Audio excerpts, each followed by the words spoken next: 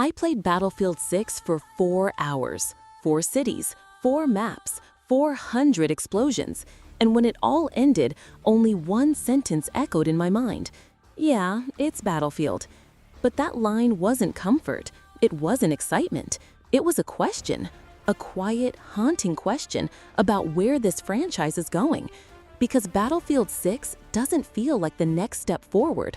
It feels like a giant, beautiful step backward. EA isn't trying to reinvent the wheel here. They're trying to unburn a bridge. Battlefield 2042 broke trust, shattered expectations, and left players adrift. Battlefield 6? It's the apology letter, the handwritten note that says, "We're sorry. We know what you loved. Here it is again." And for the fans of Battlefield 4, it's a dream resurrected. Squads that matter, tanks that terrorize, buildings that collapse like dominoes, classes that feel defined again. It's all here, dressed in next-gen visuals and cinematic chaos. But the question remains, what's actually new? They talk about kinesthetic combat like it's a game changer, but is it?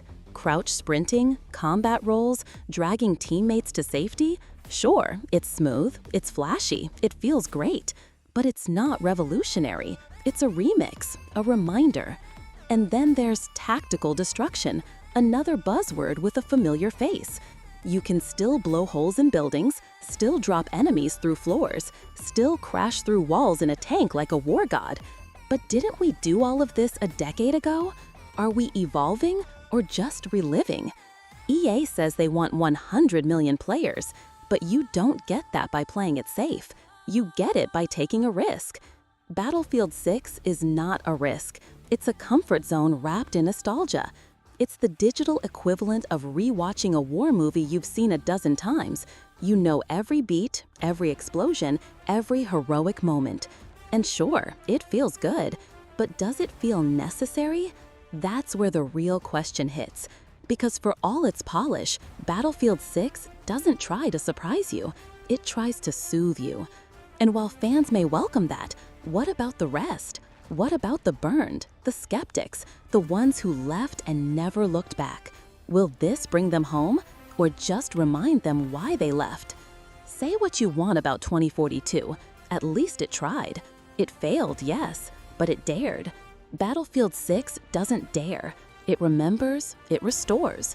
And maybe that's what we need right now, a reset button, a fresh page.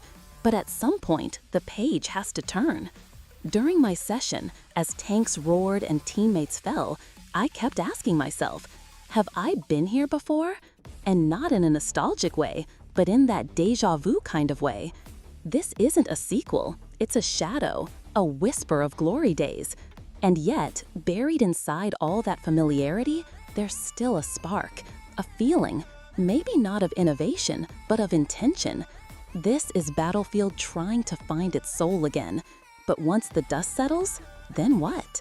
If you've been a fan since Bad Company or Battlefield 3, this game might feel like home. But for a new generation, for the curious and the cautious, is home enough? Or does it need to be something more? That's what Battlefield 6 is wrestling with. Not just bullets and tanks and explosions, but identity. Is this a memory or a mission? A throwback or a rebirth?